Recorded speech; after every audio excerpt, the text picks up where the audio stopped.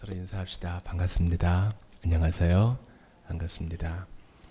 벌써 2월 마지막 주일이 되었습니다. 광고 시간에도 말씀을 드렸지만은 담임 목사님은 화요일까지 공식적인 일정을 마치시고 우리나라에 오시게 되겠습니다. 시차가 좀 차이가 있는데 잘 적응하실 수 있도록 또 격려해 주시고 하면 감사하겠습니다. 또 지난주에 박민열 집사님 모친상 많은 분들이 오셔서 위로해 주셔서 감사를 드립니다. 오늘은 맥체인 성경 읽기 본문에 따라서 신약 파트인 누가복음 10장을 보기 원합니다. 지난주에는 누가복음 3장을 보았죠. 거기서 중요한 것은 무엇이었습니까? 우리가 무엇을 하여야 하겠습니까? 그 세례 요한의 회개의 메시지 앞에 사람들이 물어보았습니다. 첫 번째는 사람이 되어야 한다. 우리가 가장 훌륭한 그리스도인은 가장 훌륭한 시민이다. 가장 정직한 시민이 바로 그리스도인이다. 말씀을 드렸습니다. 이거 못 지켰을 때 우리가 욕먹는 거라고 말씀을 드렸습니다. 둘째는 우리가 무엇을 하여야 하리까? 요한의 세례로는 부족하고 그리스도에게 가야 한다. 이 말씀을 드렸습니다. 우리가 일부 예배 때 섬기는 분들이 많이 계시는데 특별히 우리 교회 학교의 목적이 여기 있습니다. 아이들에게 지금 배우고 있는 자들에게 그리스도에게 가라. 이것을 알려주어야 됩니다. 아이들은 한번 피자 사주는 것으로 행복할 수 있어요. 그러나 큰 목적은요. 그리스도에게 가서 그분에게 영생수를 마시고 참 생명을 얻는 것. 이것이 변치 않는 교회 학교의 목적입니다. 세 번째, 우리가 무엇을 하여야 하리까? 바로 은혜를 받은 자로서 다시 한번 율법의 정신으로 돌아가 주님을 사랑하고 섬기는 삶. 이것이 중요합니다. 그래서 제가 십계명 말씀을 드렸습니다. 우리 많은 분들이 십계명을 잘 몰라요. 그러나 십계명은 구약에 있는 것이니까 몰라도 돼가 아니라 예수 믿은 자로서 마땅히 그렇게 살아야 하는 것입니다. 술과 담배를 금지하는 것에는 아주 예민해 있지만 내 이웃을 내 몸처럼 사랑하고 살인하지 않고 남의 것 탐내지 않는 것, 예수 믿은 자로서 그거에 조금 더 민감했더라면은 우리 한국교회는 조금 더 건강해졌을 것이다. 이것이 지난주에 나누었던 말씀이었습니다. 오늘은 예수님께서 70인을 전도대로 파송하신 후에 이제 그들의 보고를 들으시면서 말씀하시는 내용입니다. 제가 좀 발음이 안 좋잖아요. 지금 혀끝에 뭐가 나가지고 약간 좀 바보 소리가 나는데 이해해 주시길 바랍니다. 예수님께서 둘씩 짝을 지어서 70인을 파송하신 후에 그들이 아주 감격해가지고 예수님께 보고를 합니다. 17절을 보세요. 70인이 기뻐하며 돌아와 이르되 주여! 주의 이름이면 귀신들도 우리에게 항복하더이다. 여기서 중요한 것은 주의 이름으로. 이 사람들은 사도들이 아니에요. 12사도가 아니란 말이죠. 이 중에는 예수님을 판 가룟 유다도 있었을 거예요. 여하튼 70인들 주님 앞에 사도로 부름받지 않았지만 주님을 따라다니다가 주님께서 둘씩 파송했는데 그 원칙 잘 지키니까 자기는 별로 한 거 없는데 예수님의 이름으로 놀라운 일들이 일어났다는 것이죠. 여러분 단기 선교를 가보십시오. 저도 대학생 때 거지 순례라는 것을 다녀봤습니다. 몽산포에서 다 같이 모여서 그 불편한 식생활을 감당한 대학생들이 은혜 받고 난 다음에 나가는 거예요. 시골로. 그래서 아무것도 없이 거지 순례를 하면요. 처음에는 부모들이 반대하고 여러 가지 어려움이 있지만은 끝나고 나면 이런 기쁨이 있어요. 뭐든지 할 수 있을 것 같은 그런 기쁨이 있다는 것이죠. 단기 선교를 나가보십시오. 그냥 현장을 보고 오는 것만 해도 그들과 함께 예배 한번 드린 것만 해도 현지인들에게 전도지 한번 나눠주고 풍선으로 강아지 한번 만들어준 것만 해도 가슴이 뛰고 뭔가 할 수 있다는 자신감이 불타는 것입니다. 17절의 기쁨은 우리가 좀 있어야 돼요. 왜냐하면 우리가 일상 속에 매몰되어 있을 때는 이런 기쁨 많이 없거든요. 그러나 두 눈을 질끈 감고 전도의 현장과 섬김의 현장에 가면 이런 기쁨이 있다는 것입니다. 그런데 예수님께서 18절을 보세요. 정말 수고 많았구나. 앞으로 이런 일이 계속될 거야. 이렇게 말씀하지 않고요. 이상한 말씀을 하시는 것처럼 보여요. 예수께서 이르시되 사탄이 하늘로부터 번개같이 떨어지는 것을 내가 보았노라. 이 말은 무엇이냐 하면 하늘의 보호자를 정해놓고 앉아있던 사탄이 그 순간 타락해서 떨어졌다 이 말이 아니라 너희들이 나의 이름으로 예수의 이름으로 좋은 소식 전했을 때 그의 세력이 무너지고 있다. 그의 세력의 영향력이 떨어졌다. 감소되었다. 이것을 예수님이 말씀하시는 거예요. 결박되었다. 그거 나도 알고 있다. 너희들이 참 배운 대로 잘 했구나. 예수님께서 인정해 주신 다음에 19절 보세요. 내가 너희에게 뱀과 전갈을 밟으며 원수의 모든 능력을 제어할 권능을 주었으니 너희를 해칠 자가 결코 없으리라. 이 말씀 마가복음 끝에도 나와요. 우리 주님께서 성천하시면서 이 말씀을 주셨습니다. 이것은 우리에게도 마찬가지입니다. 예수 위에 살 때에 죽어요. 그런데 안 죽어요. 라는 안희숙 여사의 간증문처럼 진짜 죽을 것 같은데 예수 믿고 그분의 이름을 위하여 살 때는 죽을 것 같은데 안 죽는 역사가 일어난다는 것이죠. 너희를 해칠 자가 결코 없으리라. 이 말씀은 영적으로 해석해야 됩니다. 우리는 결코 버림받은 바 되지 않고 승리를 이루게 될 것입니다. 우리 예수님께서 그저 너희의 육신의 생명만 거두는 자들을 두려워하지 말고 영의 생명과 영생을 주관하시는 하나님을 두려워하라 라고 말씀했습니다.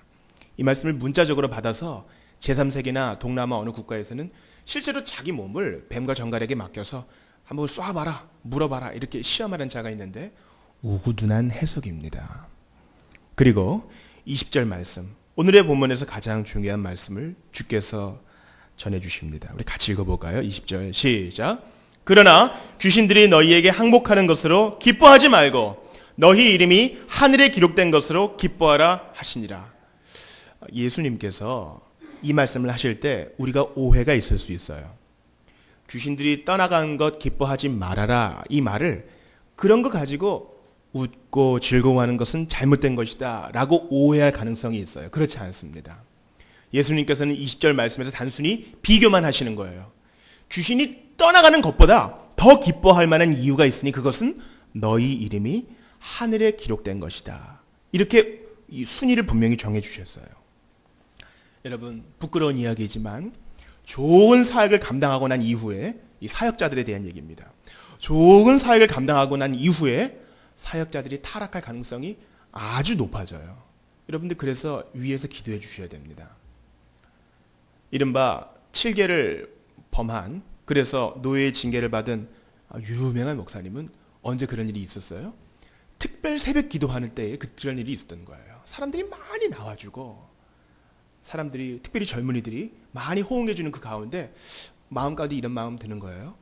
이거 하나님 없이도 될 수 있겠구나. 표현은 안 해도 마음 가운데 그 사역의 열매 때문에 교만하여 타락해지는 거예요. 우리의 반 아이들이 많아졌을 때에 나의 섬김으로 사람들이 너무 행복했을 때에 우리는 20절 말씀을 기억해야 됩니다. 사역의 열매보다 무엇을 더 기뻐해야 되는가? 내 이름이 하늘의 생명책에 기록된 것으로 더 기뻐해야 한다.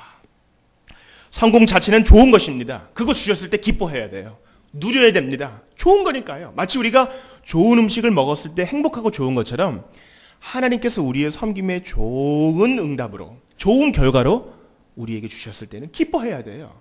그러나 그럴 때마다 항상 더 기뻐해야 될 이유가 있지. 이것을 잊지 말아야 됩니다. 더 기뻐해야 될 이유가 있지. 그것은 내가 주님께 용납받고 생명책에 이름이 기록된 거. 왜냐하면 결과는 날마다 다를 수 있거든요. 인생 여정을 돌아보십시오. 좋았던 날이 있으면 나쁜 날이 있고 행복했던 날이 있으면 불행한 날이 있고 이거 누가 얘기했어요? 전도자 솔로몬이 얘기했습니다. 사람으로 하여금 감히 앞날을 예측하지 못하게 하셔서 오늘도 바로 이 시간 주님만 의지하게 하려 하시려고 주님은 앞날을 예측하지 못하게 하셨어요. 앞날을 알면 얼마나 좋을까요? 내가 누구와 결혼하고 내가 어떤 삶을 살게 되고 나의 노후는 어떻게 되며 우리 자식들은 어떠한 인생을 살게 될까? 알면 얼마나 좋을까요? 그러나 주님은 그것이 우리에게 불행을 가져다 주는 것을 누구보다 더 잘 아시기 때문에 모르게 하셨고 바로 지금 주님 의지하게 하시며 작고 소소한 일, 즉 작고 연약한 일들을 통해 기뻐하게 하시면서 내가 정말 기뻐해야 될 이유는 내 이름이 생명책에 기록된 것이다. 이것을 가장 첫 번째로 두게 하시려고 이 말씀을 주신 것입니다. 이러한 성공이 없을 때에도 기뻐할 수 있어야 됩니다. 성공 자체만을 기뻐하면 우리는 교만에 빠질 수 있습니다. 하나님께서 우리를 통해 아무리 많은 일을 하신다 할지라도 우리들은 아무것도 아닙니다. 여러분, 예전에 성령님 안녕하세요, 굿모닝 홀리 스피릿이라는 책을 쓴 베니 힌이라는 사람이 있어요. 유대인인데 환상을 통해 영적 체험을 많이 한 사람이에요. 지금 베니 힌은요, 미국의 사기꾼입니다. 개인 비행기를 타고 다니면서 집회를 통해 사람들이 안수하면 쓰러지고 거품을 물고 춤을 추지만 그 사람은 사기꾼이에요. 베니 힌은 조심하셔야 됩니다. 한때 처음부터 그렇게 된 거 아니에요. 처음에는 은혜 받은 사람이었고 하나님을 두려워한 사람이었으나 성공이 자꾸 보장되니까 교만해진 거예요. 따라서 우리는 70인과 같은 결과를 눈앞에 볼 때 항상 조심해야 돼요. 내가 진짜 기뻐해야 될 것은 내 이름이 생명책에 기록된 것이어야 되니까 교만하지 말아야 되겠다. 제가 선교단체에 있을 때 우리가 마지막 집회 마지막을 다 하고 복음 제시까지 다 마친 후에 영적 기도까지 다 마친 후에 마지막 찬양하고 그 집회 장소를 떠날 때 우리끼리 한 차에 있으면 기뻐서 난리가 납니다. 와, 누가 이걸 틀렸네, 저게 틀렸네, 오늘 누가 일어났는데 안 일어났는데, 오늘 뭐가 좋았는데 나빴는데 막 얘기하고 싶죠. 그럴 때마다 항상 리더는 침묵의 시간을 선포해요. 앞으로 30분 이상 침묵의 시간입니다. 얼마나 말을 많이 하고 싶어요, 70인처럼. 그러나 사역의 결과보다 우리 같은 자를 사용해 주신 하나님께 감사하고 우리 이름이 생명책에 기록된 것으로 감사하기 위해서 침묵의 시간을 하는 것입니다. 결과와 은사에 휘둘리지 말아야 됩니다. 마태복음 7장 22절 23절에 보니까 그날에 많은 사람이 나더러 이르되 주여 주여 우리가 주의 이름으로 선지자 노릇하며, 말씀도 잘 전했어요, 주의 이름으로 귀신을 쫓아내며 기적도 행했어요. 여러분, 축사의 은사 가지신 분 보신 적 있어요? 벌써 기운이 다르죠. 그래서 그분 말을 다 듣고 싶어요. 그러나 그렇지 않다는 것입니다. 주의 이름으로 많은 권능을 행하지 아니하였나이까. 어떤 사람이 병도 고치고 어떤 사람이 예언도 하고 통역도 하고 받아 쓴다 할지라도 거기에 휘둘려서는 안 됩니다. 그때 내가 그들에게 밝히 말하리니 내가 너희를 도무지 알지 못하리니. 선지자 노릇하고 능력 행하고 귀신 쫓아낸 자에게 주님이 말씀하세요. 내가 너희 도무지 알지 못한다. 너희 누구니? 불법을 행하는 자들아 내게서 떠나가라. 이것입니다. 어떤 사람에게 은사가 아무리 많아도 그가 겸손히 나는 구원받은 죄인에 불과합니다, 이런 고백이 없다면 그는 아무것도 아니요 불법을 행하는 자요 주님이 모르시는 자일 수 있다는 것입니다. 따라서 사람이 어떤 능력을 갖고 있느냐는 별로 중요한 거 아니에요. 이른바 수석과 꼴치는 종이 한 장 차이라면서요, 그 사람의 성품이 어떠한지 주의 깊게 지켜보아야 합니다. 왜냐하면 아무리 타고난 사람이라도 그 속을 들여다보면 불법을 행하는 자일 수 있기 때문에 우리는 예수님이 하신 말씀, 우리가 가장 기뻐해야 할 것은 우리가 구원받고 하나님의 자녀가 되었다는 사실이라는 것입니다. 우리는 외면적 결과만을 보고 쉽게 판단해서는 안 됩니다. 70인의 사역과 같은 결과를 얻은 사람도 있지만 그렇지 않은 사람도 많거든요. 마태복음 17장 19절에 보면은 70인보다 못한 사도들의 사역이 나와요. 거기 보면은 사도들이 9명이나 달라붙어가지고 3명은 이제 예수님과 함께 어디 갔기 때문에 9명이나 산 밑에서 간질병 걸린 아이를 고쳐보려고 아무튼 발악을 하잖아요. 그러나 고쳤습니까? 못했다고요. 70인은 아마 했을 거예요. 사도들이 70인보다 열등합니까? 그러지 않은 거예요. 무엇을 할 수 있느냐 없는 데보다 더 중요한 것은 우리가 구원받았느냐, 그 확신을 가지고 있느냐, 그것입니다. 우리가 이러한 결과만을 놓고 기뻐한다면 농어촌 목회자와 교인들은 이 세상에서 가장 불쌍한 사람들일 거예요. 우리 양사별 전사님이 작년에 그 낙도 선교를 갔다 왔어요. 그 전체 주민의 절반이 목사님 가정이고 나머지 몇 명 안 되고 수도가 안 나와서 우물물을 길러야 되는데 그 우물에 고기가 살고 있고 아주 힘든 상황. 70인의 사역이 우리의 행복의 기준이라면 우리는 농어촌, 낙도, 개척교회 북한에 있는 사람들 불쌍히 여겨야 할 것입니다. 그러나 그렇지 않다는 거예요. 어떻게 보면 그들이 더 행복할 수 있다는 것이에요. 여러분 그거 아세요? 우리는 북한을 위해 기도하지만 그들은 우리를 위해 더 많이 기도합니다. 지금도 국경에 살고 있는 사람들은 어떻게든 연락을 취해가지고 어떻게든 USB, CD, 라디오 이런 거 받아가지고 하나님 말씀을 청취해요. 우리는 거의 그런 일 없을 거예요. 그게 부끄럽고 두렵습니다. 그들은 이불을 뒤집어 쓰고 간절히 하나님 말씀을 사모해요. 극동방송에서 쏘는 전파를 어떻게든 받으려고 노력을 합니다. 감시를 피해서 어떻게든 말씀을 읽으려고 노력을 합니다. 그들이 우리보다 더 행복할 수 있는 것이에요. 2000년부터 지금까지 예수 믿는다는 이유로 사형당한 사람만 10만 명이 넘는다고 합니다. 그리고 우리나라에 내려온 탈북자 중 80% 이상이 어떻게든 북에 있는 가족들과 편지든지 전화든지 연락을 하고 있다 그래요. 그들은 지금 은혜 받고 준비가 끝나는 대로 다시 돌아갈 생각을 하고 있어요. 그들이 우리보다 더 나아요. 눈에 보이는 결과는 우리가 더 좋을 수 있으나 그들이 우리보다 더 나아요. 그 신앙의 절개와 순수함에 있어서는 우리는 고개를 떨어뜨릴 수밖에 없습니다.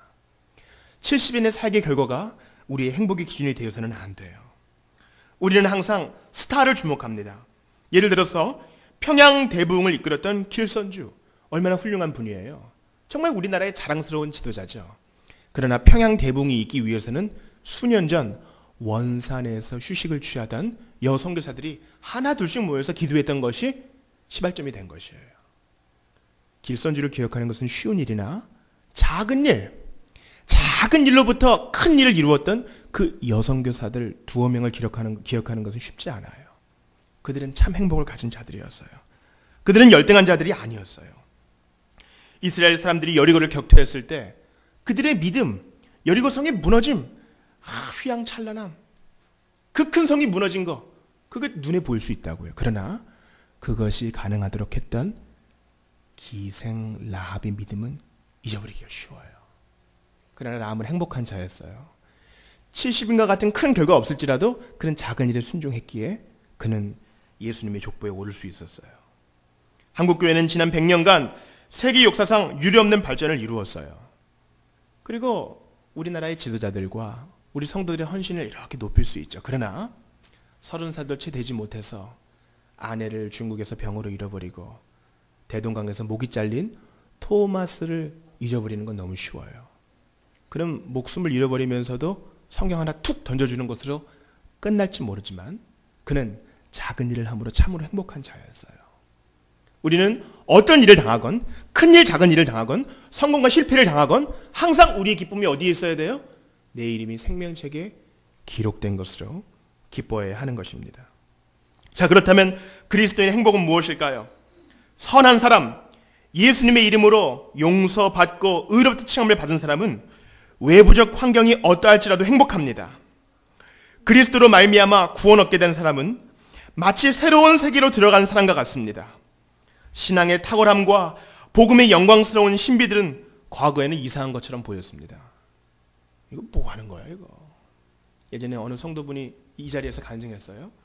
설교를 들으면 이거 무슨 형이상학적인 문학작품인가 뭐 이렇게.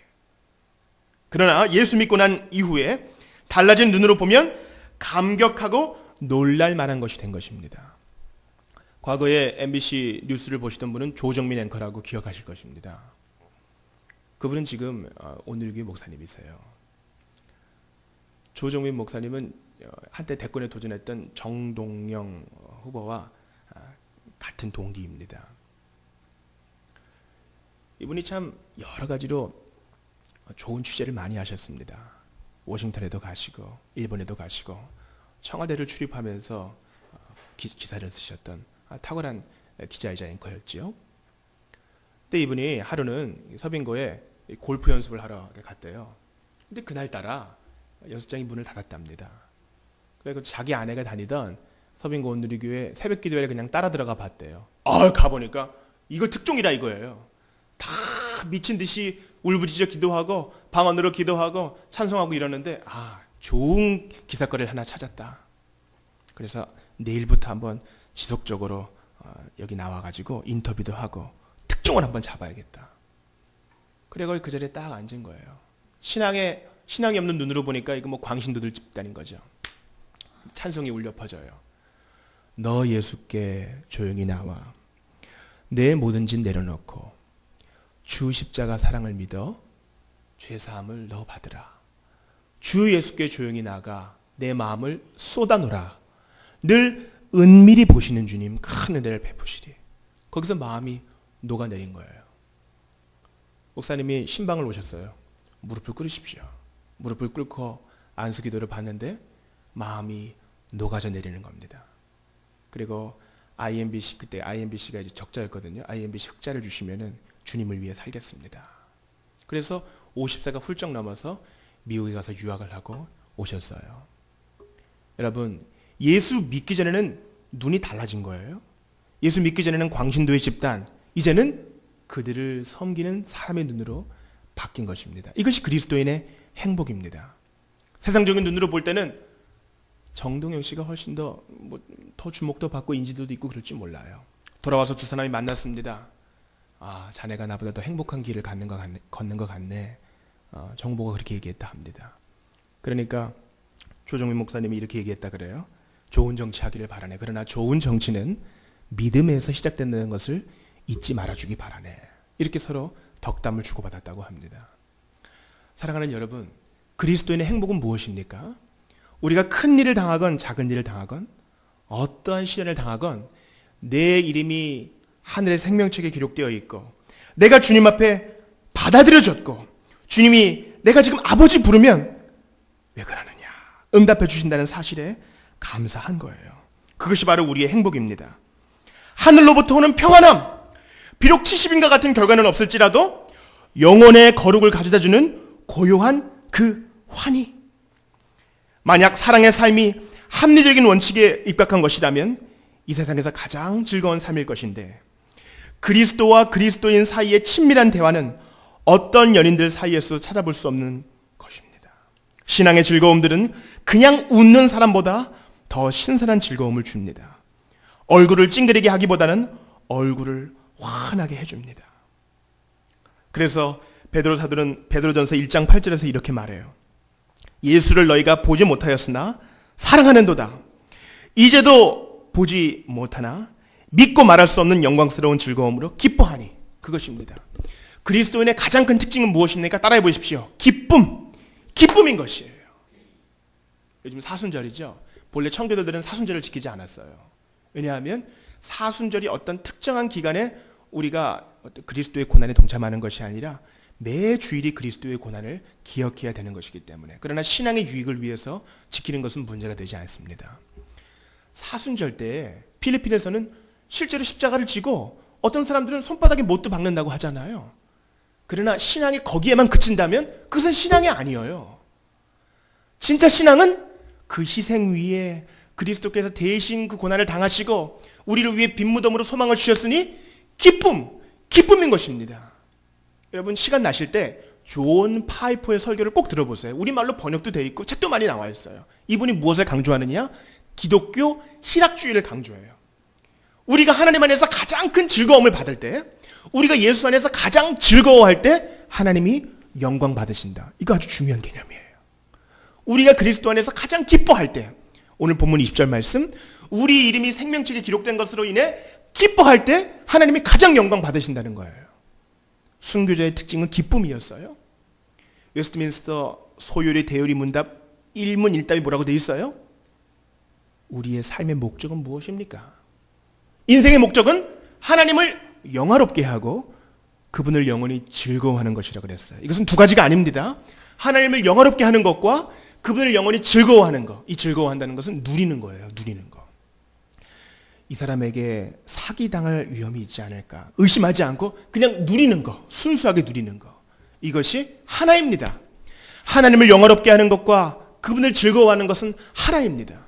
따라서 여러분 하나님을 영화롭게 하기 원하세요? 오늘도 20절의 말씀을 순종하시면 됩니다. 하나님께 가장 영광을 돌리고 싶으십니까? 나를 자해할 필요 없습니다.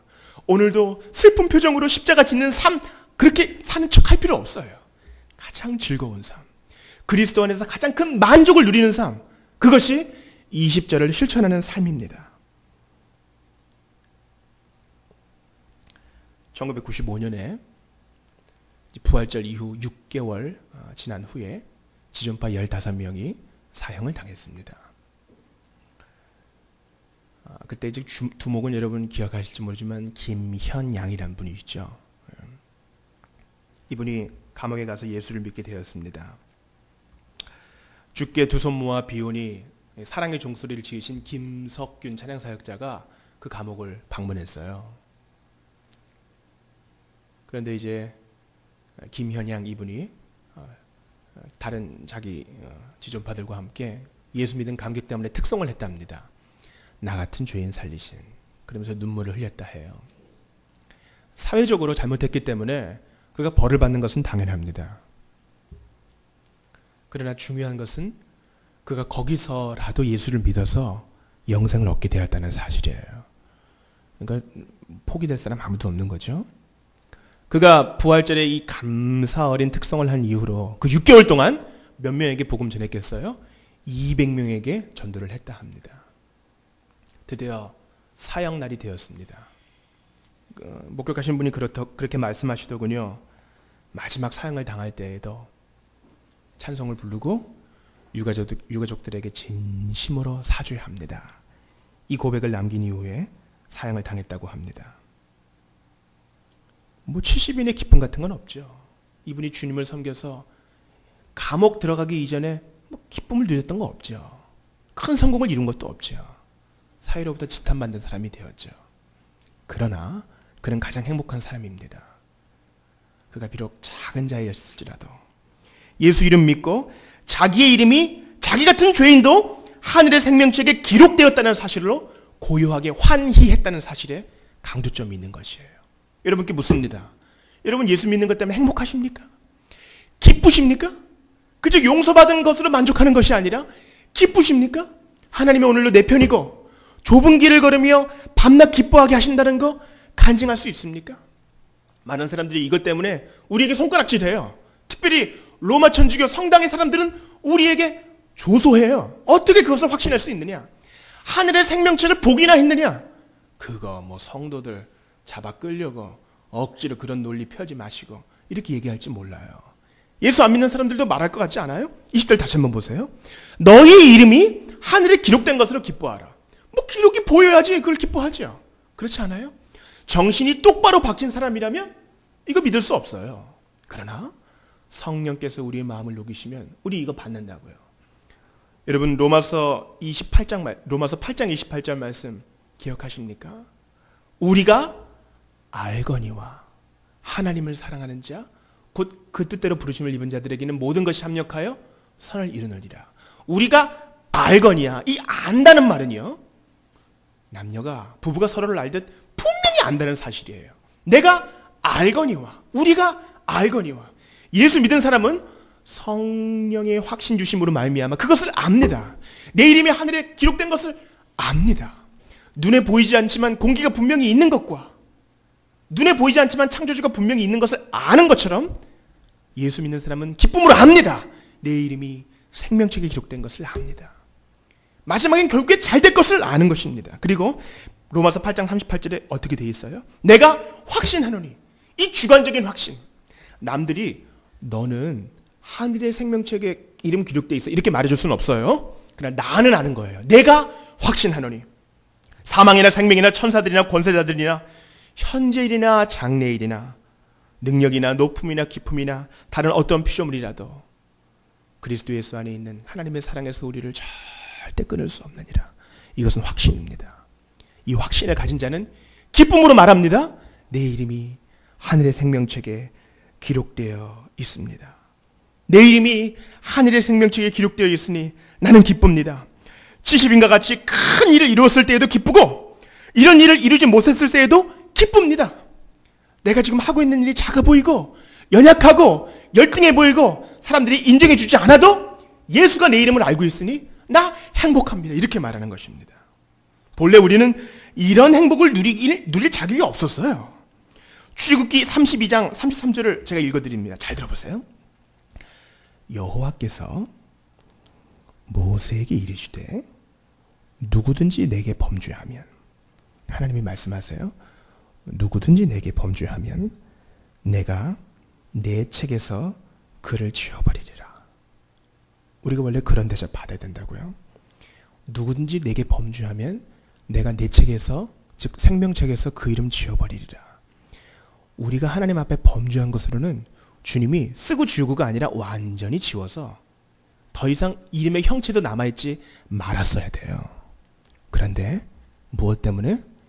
예수 이름 믿고 예수 공로를 믿고 그 십자가와 그 빈 무덤을 믿고 나 같은 죄인을 믿으면 용서해 준다는 사실을 붙들었을 때 우리 생명이 다시는 지워지지 않을 잉크로 기록되었는 줄을 믿고 기뻐하시기를 바랍니다. 출애굽기 말씀으로는 절대 이름이 기록되지 못한다고요. 그러나 그리스도를 믿었을 때 예수께서 그 보혈을 잉크 삼아 그 손으로 쓰셨어요. 우리 이름을 써주셨다고요. 내가 이름으로 너를 안다. 따라서 이 이름이 절대 지워지지 않는다는 사실로 감사하시면서 상황에 휘둘리지 않는 우리 모두가 되시기를 바랍니다. 마지막으로 적용의 몇 가지를 말씀하고 마치겠습니다. 자신의 이름이 생명책에 기록된 것을 확신하는 자는 일의 결과에 상관없이 영혼을 불태울 수 있습니다. 무엇을 이루었느냐보다 하나님과의 관계를 더 소중하게 생각합니다. 성공보다 성실을 더 중요하게 생각합니다. 이것을 꼭 기억하세요. 성공보다 성실을 더 중요하게 생각합니다. 부름받아 나선 이 몸 어디든지 가오리다. 소돔 같은 거리에도 사랑 안고 찾아가서 종의 몸에 지닌 것도 아낌없이 드리리다.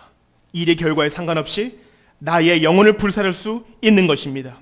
누가복음 10장 말씀처럼 이와 같이 너희도 명령받은 것을 다 행한 후에 이르기를 우리는 무익한 종이라 우리가 하여야 할 일을 한 것뿐이라. 나는 단지 나를 용납해 주시고 내 이름 기록해 주신 하나님으로 인하여 기뻐하리라. 무화과 나뭇잎이 마르고 외양간도 무너져도 난 여호와로 인하여 즐거워하리. 이것입니다. 참된 즐거움을 바깥에 두시면 언젠가 망하되 한 방에 훅 가버리고 맙니다. 그러나 우리의 즐거움의 근원을 하나님께 두시면 천지풍파가 있어도 안정되게 될 줄 믿습니다.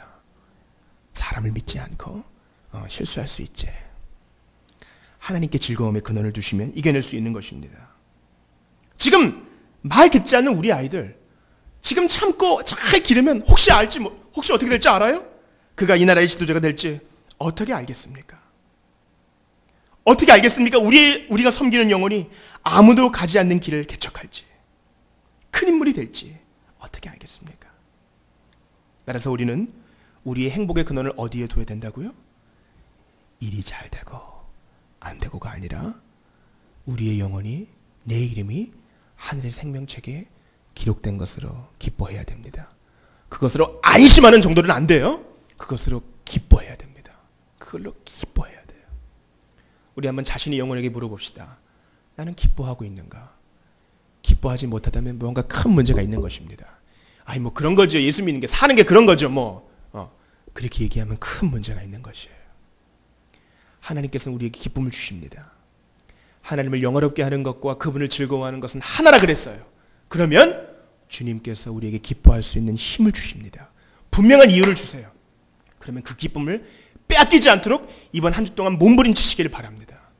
하늘의 생명책에 이름이 기록된 것을 기억하려면 어떻게 해야 되겠어요? 기도해야 됩니다. 하늘의 생명책에 내 이름이 기록된 것을 기억하려면 어떻게 해야 되겠어요? 말씀을 봐야 됩니다. 여러분 어차피 강단에서 하는 말씀은 적용이 거의 비슷해요. 의사에게 찾아가 보세요. 이 뭐 양방 의사든 한방 의사든 찾아가 보세요. 술 담배 하지 마시고요. 운동하지 마시고요. 스트레스 받지 마시고요. 과음하지 마시고요. 적당하게 수면 취하시고요. 결과는 항상 비슷해요. 적용도 항상 비슷합니다. 하나님의 말씀과 기도를 떠나서는 절대로 결코 이 기쁨을 유지할 수 없어요. 나는 이렇게 생각하시면 안 돼요. 적용은 항상 똑같습니다. 기도하셔야 돼요. 말씀을 붙드셔야 됩니다. 읽을 기운이 없으면 틀어놔도 주셔야 됩니다. 차 안에서라도 들으셔야 됩니다. 내 자리에서 성경을 펴셔야 됩니다. 읽는 게 힘드시고 딴 생각이 나면 기록이라도 하셔야 됩니다. 그게 내가 사는 길이요? 기쁨을 유지하는 길이요? 기쁨을 빼앗기지 않는 길이요? 우리 자녀들에게 가장 큰 유산을 나눠주는 길입니다. 예수 믿는 길은 자동적인 길이 아니에요.